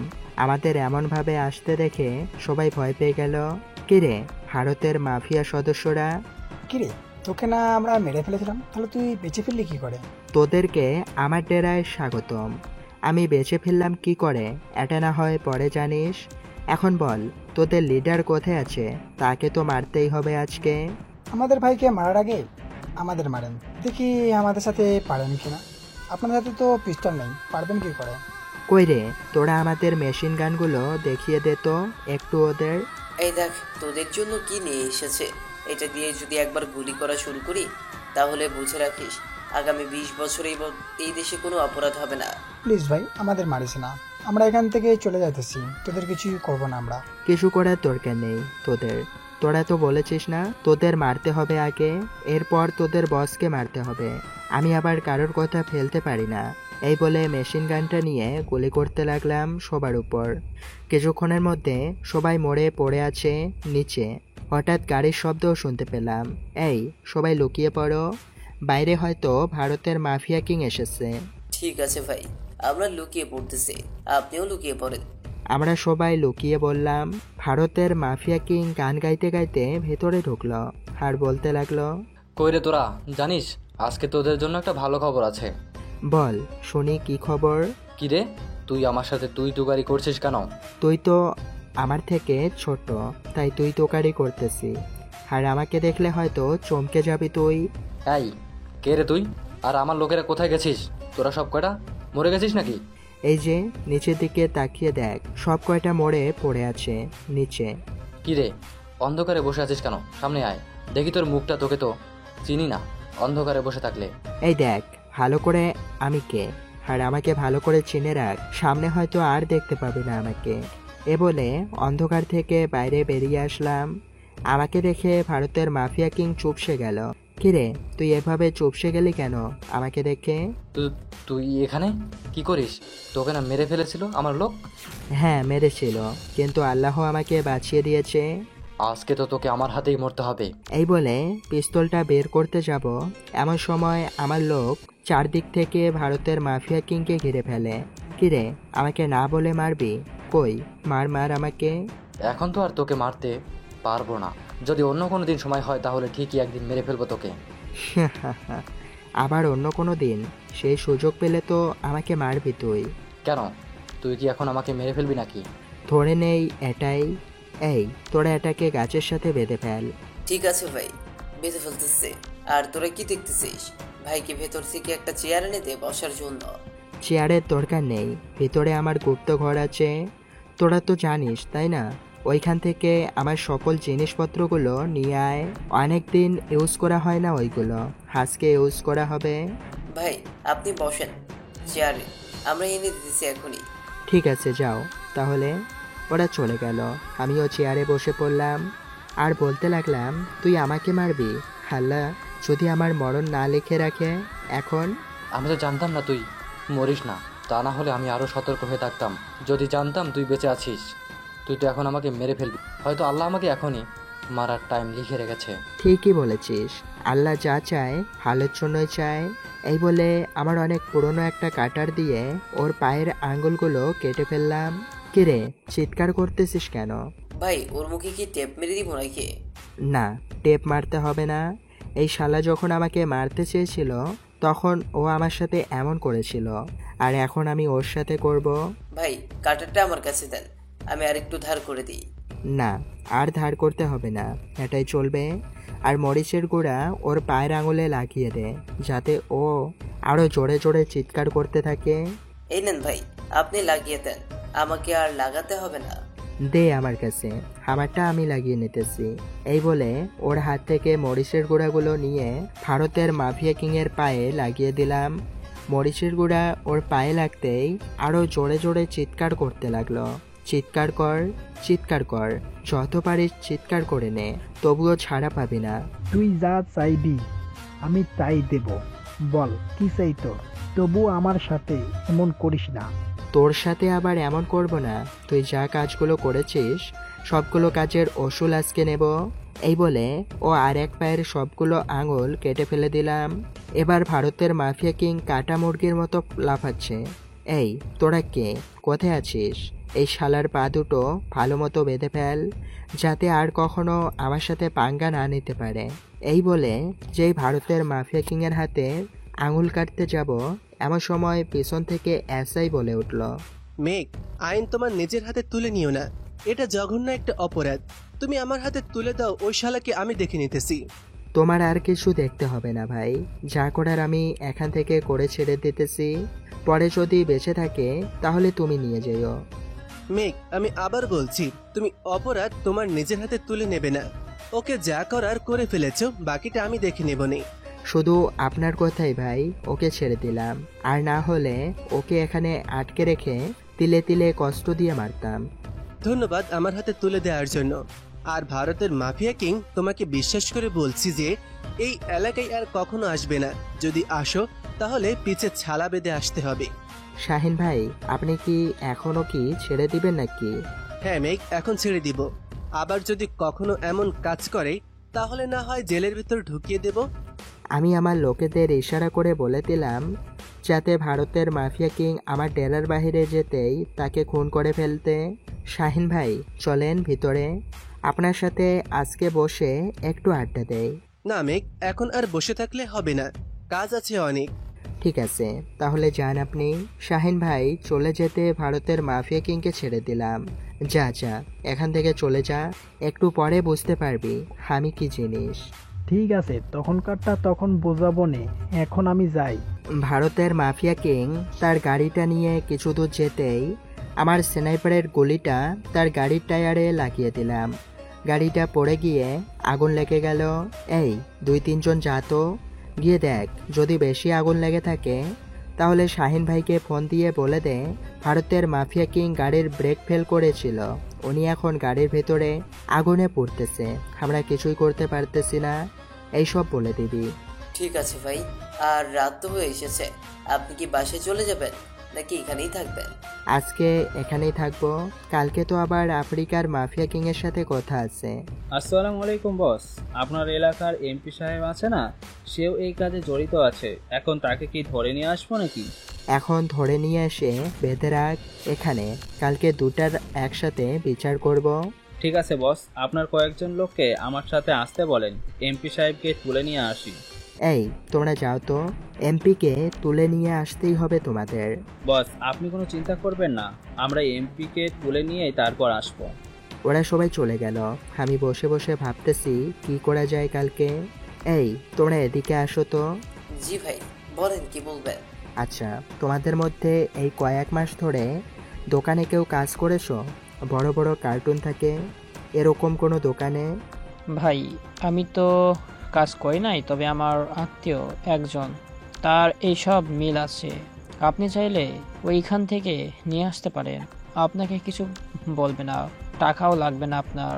আমি শুধু কয়েকটা কিনবো আর বাকিগুলো আবার ফেরত দিয়ে দিব, তুমি তার সাথে কথা বলে দেখো সে কি বলে। আচ্ছা ভাই, আমি কথা বলি, দেখতেছি, আপনাকে সকালে জানাবো। আর কয়টা কার্টুন কিনবেন? বেশি না, সর্বোচ্চ 4 থেকে 5টা কিনবো, আর বাকিগুলো বলবি ভালোভাবে প্যাকেট করে দিতে, বাকিগুলো পরের দিন সকালে পৌঁছে দেওয়া হবে তার দোকানে। ঠিক আছে ভাই, আমি এক্ষুনি কথা বলে নিতেছি। আর তোরা খাবার রান্না করে ফেল, ভাই তো মনে হয় রাতে কিছু খায় নাই। আজকে খাবার রান্না করতে হবে না, এই নে হোটেল থেকে খাবার কিনে নিয়ে আয় সবার জন্য। ঠিক আছে ভাই। কয়েকজন চলে গেল হোটেলে, আমি চলে আসলাম আমার সেই আগের কেবিনে। আজ প্রায় 5 বছর পর এই কেবিনে পা রাখলাম। পুরো কেবিনটা ঘুরে ঘুরে দেখতেছি, হঠাৎ মনে হলো আমার গুপ্ত ঘরে তো সব কিছু রাখা আছে। গুপ্ত ঘরে প্রবেশ করতেই দেখি চারপাশে মাকড়সার জালে ঘেরা, কোনো কিছু দেখা যাচ্ছে না। এই তোরা কোথায় আছিস রে, এদিকে আয়। হ্যাঁ ভাই বলেন। এই পুরো ঘরটা ভালোভাবে পরিষ্কার কর, আর সামনে দেখবি 5টা কম্পিউটার আছে, যদি ওইগুলো এখনো চলে তাহলে আর নতুন করে আনার দরকার নেই। ঠিক আছে ভাই, আপনি বাইরে গিয়ে বসেন, আমরা 10 মিনিটের মধ্যে পুরোটা পরিষ্কার করে আপনাকে ডাক দিব। ঠিক আছে কর, আমি আর একটা রুমে যাইতেছি। এই বলে চলে আসলাম আমার আর এক গুপ্ত ঘরে। এই গুপ্তঘরে সকল পিস্তল আর বুলেট রাখা আছে। যাক, এই রুমটা পরিষ্কার আছে। আমি পিস্তলগুলোর কাছে এসে দেখতে লাগলাম কোনো কিছু সমস্যা আছে কিনা। যাক, কোনো কিছু সমস্যা নেই। বাইরে এসে বসে আছি, এমন সময় ওরা ডাকতে লাগলো, ভাই পরিষ্কার করা হয়ে গেছে আর কম্পিউটারগুলো এখন ভালো আছে। আচ্ছা যা, তোরা ফ্রেশ হয়ে নে, আমি একটা কাজ করে আসতেছি। ঠিক আছে ভাই, আপনি কাজ করেন, আপনার খাবার আমরা পাঠিয়ে দিতেছি এখানে। না, খাবার পাঠাতে হবে না, আমি আসতেছি খাবার খাওয়ার জন্য। ঠিক আছে ভাই, আসেন তাহলে। কিছুক্ষণ কাজ করে চলে আসলাম বাইরে। এসে দেখি সবাই খাবার খাচ্ছে, আমিও তাদের সাথে বসে খাবার খেয়ে নিলাম। খাওয়া দাওয়া শেষ করে বসে আছি, এমন সময় শাহিন ভাইয়ের ফোন। হ্যালো শাহিন ভাই। মেঘ, ভারতের মাফিয়া কিং মারা গেল কি করে? শাহিন ভাই, এটা আমি জানবো কি করে? উনি মারা গেছে কিভাবে? আমি তো আপনি চলে যাওয়ার পর ওনাকে কিছুই করি নাই। আপনি চাইলে আমার গ্যাংয়ের লোকেদের সাথে কথা বলে দেখতে পারেন। ঠিক আছে, কথা বলতে হবে না। তুমি কালকে একটু থানায় আসতে পারবে? না ভাই, কালকে একটু কাজ আছে, আমি থানায় যেতে পারবো না। তবে দেখি, যদি পারি তাহলে রাতের দিকে যাব। ঠিক আছে, আইসো তাহলে। এই বলে ফোনটা কেটে দিলাম। কিরে, ইমরানের গুপ্তচর চলে গেছে নাকি? না ভাই, যাই নাই। বলেন কি করতে হবে? তোর কাছে আর কোন কোন মাফিয়ার ইনফরমেশন আছে বলতো? ভাই, আমার কাছে আরো 2টা মাফিয়ার ইনফরমেশন আছে, তবে ওরা কখনোই বাংলাদেশে আসবে না। ওরা বাংলাদেশকে আরো সাহায্য করছে। আপনি না থাকাকালীন ওরাই আমাদের টাকা দিয়েছে গরিবদের সাহায্য করার জন্য। ও আচ্ছা, তাহলে ওদেরকে ফোন দিয়ে বল যে আমি দেখা করতে চাই। ওদের বলবি এখানে চলে আসতে। আর কত কোটি টাকা দিয়েছে সব হিসাব করে আমাকে বল, ওদের টাকা ওদেরকে দিয়ে দেই। ভাই, ওরা টাকা নেবে না, ওরা চাইছে বাংলাদেশের সাথে বিজনেস করতে। আপনি যদি বলেন তাহলে ওরা আসবে। আচ্ছা, ফোন দিয়ে বল আসতে। আমার অফিস তো তৈরি হইতেছে, কিছুটা সময় লাগবে অফিসটা তৈরি করতে। অফিসটা তৈরি হলে এরপর কাজে ধরবো ওদের সাথে। ঠিক আছে ভাই, তাহলে আমি ফোন দিয়ে বলতেছি ওদেরকে 2 দিন পর আসার জন্য। হ্যাঁ, 2 দিন পর আসলে ভালো হবে, ফোন দিয়ে বলে দে। দেখতে দেখতে রাতটা কেটে গেল। সকালে সকল কার্টুন নিয়ে চলে আসলাম আমার লোক। ভাই এই নেন সকল কার্টুন। সবগুলোই তো নিয়ে এসেছিস।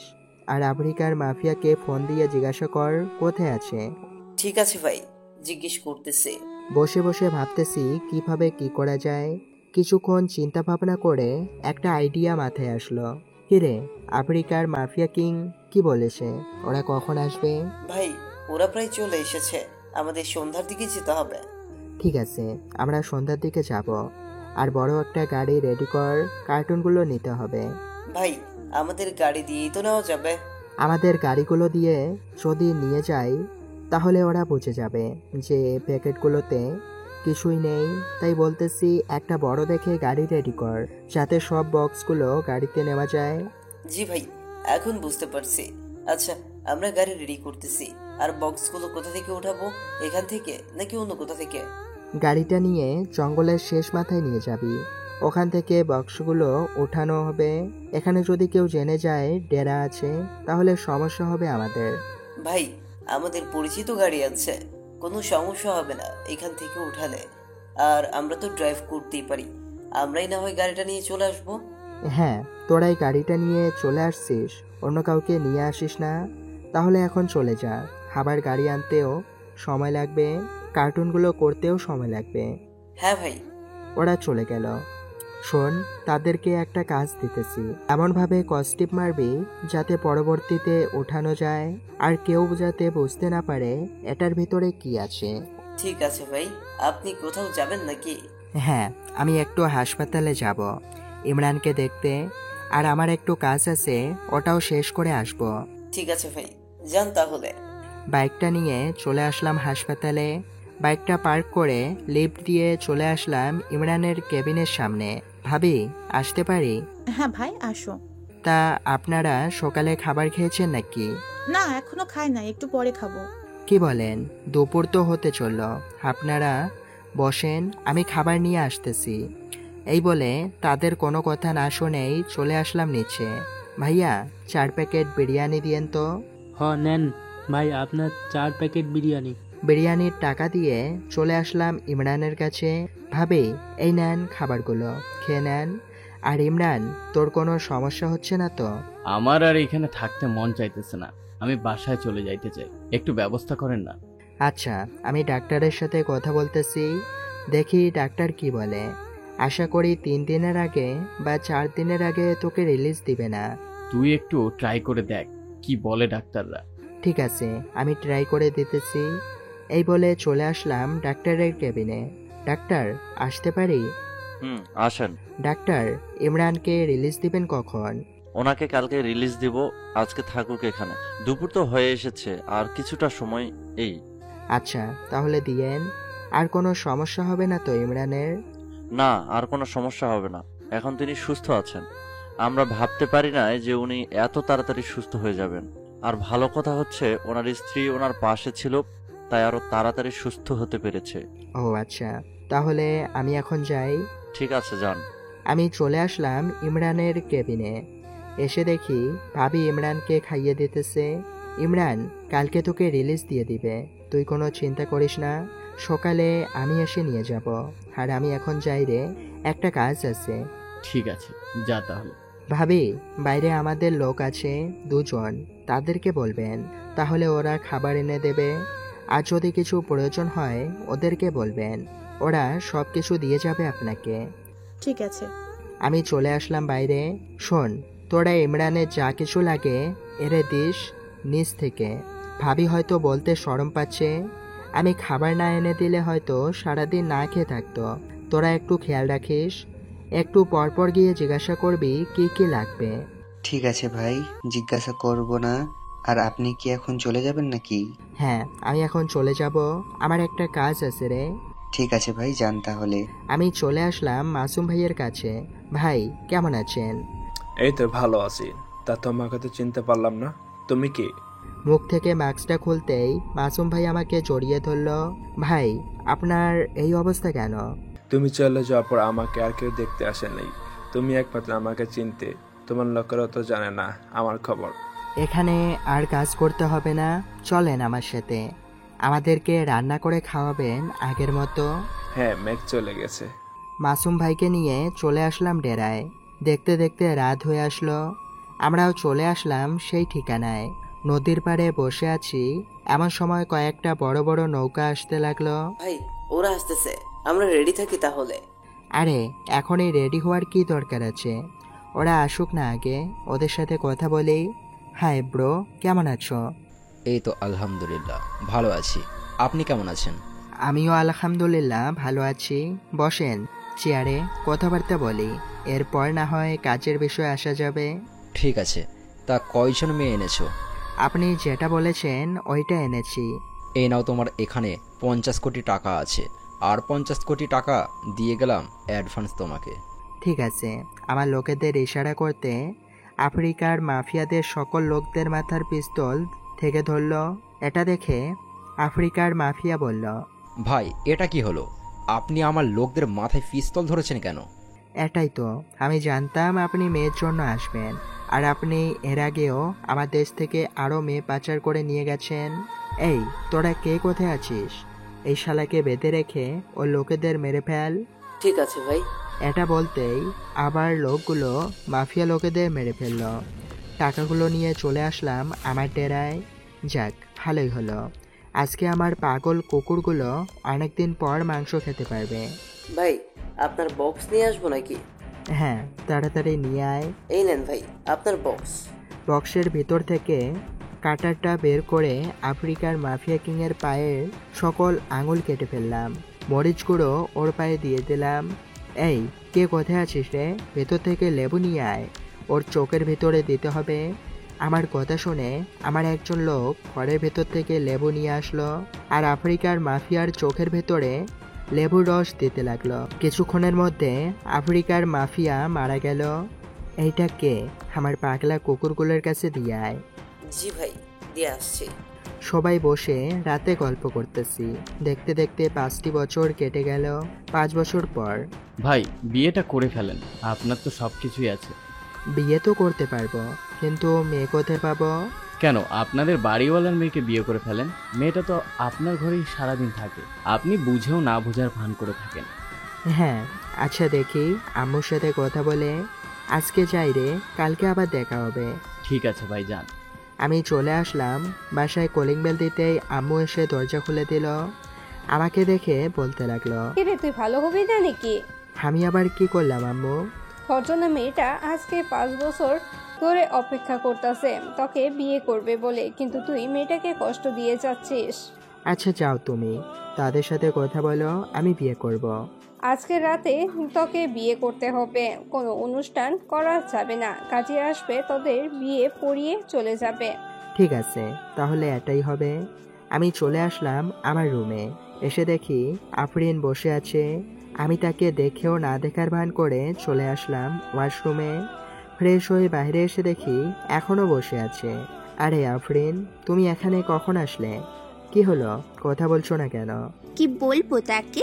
আজকে তুই যদি আমাকে বিয়ে না করিস তাহলে এটা দেখেছিস তো, এটা দিয়ে আমি আমার হাত কেটে ফেলবো।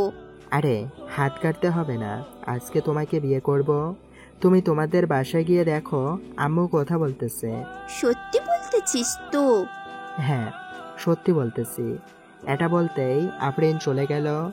রাতে খাওয়া দাওয়া করে সবাই বসে আছি, এমন সময় কাজী আসলো। এখানে কার কার বিয়ে হবে? কেন কাজী সাহেব, আমাকে দেখতেছেন না? আমার বিয়ে হবে। ওহ, তোমাদের বিয়ে হবে? আসলে আমি ভেবেছিলাম বিয়ে তো বাসায় হচ্ছে, তোমরা বিয়ের ড্রেস পরে থাকবে। অন্য অন্য বিয়েতে তো এটাই করে। এটা না হয় ভিন্ন বিয়ে হবে। কাজী আমাদের বিয়েটা করিয়ে চলে গেল। রাত প্রায় 12টা। আফরিন একা ঘরে বসে আছে। আমি ঘরে ঢুকতেই আফরিন এসে আমার পা ধরে সালাম করলো। আরে কি করতেছো বাড়িওয়ালার মেয়ে? কেন, আমি আমার বরকে সালাম করতেছি। আফরিনকে বুকের সাথে চেপে ধরলাম। কিছুক্ষণ এভাবে থাকার পর বলতে লাগলাম, চলো 2 রাকাত নফল নামাজ পড়ে আমাদের নতুন জীবন শুরু করি। হ্যাঁ চলো। নামাজ আদায় করে দুজন মিলে কিছুক্ষণ গল্প করলাম। বিছানায় শুয়ে পড়তেই আফরিন আমার দিকে কেমন করে যেন তাকালো। কি হলো, এভাবে তাকিয়ে আছো কেন? শুয়ে পড়ো। এখন শুয়ে পড়বি মানে? তাহলে আমার বেবি এনে দেবে কে? বেবি আনতে অনেক কষ্ট হবে তোমার, এখন শুয়ে থাকো, কালকে বেবি এনে দেব। আমার আজকেই বেবি লাগবে। এটা বলেই আফরিন আমার পাঞ্জাবির কলার ধরে তার ঠোঁটের সাথে আমার ঠোঁট এক করে দিল। আস্তে আস্তে দুজনে মিশে গেলাম সুখের সাগরে। বাকিটা না হয় ইতিহাস হয়ে থাক। আজকের গল্পটা এই পর্যন্তই। গল্পটা কেমন হয়েছে সবাই কমেন্ট করে জানাবেন। ততক্ষণে সবাই ভালো থাকবেন, সুস্থ থাকবেন আর নিজের প্রতি খেয়াল রাখবেন। ধন্যবাদ।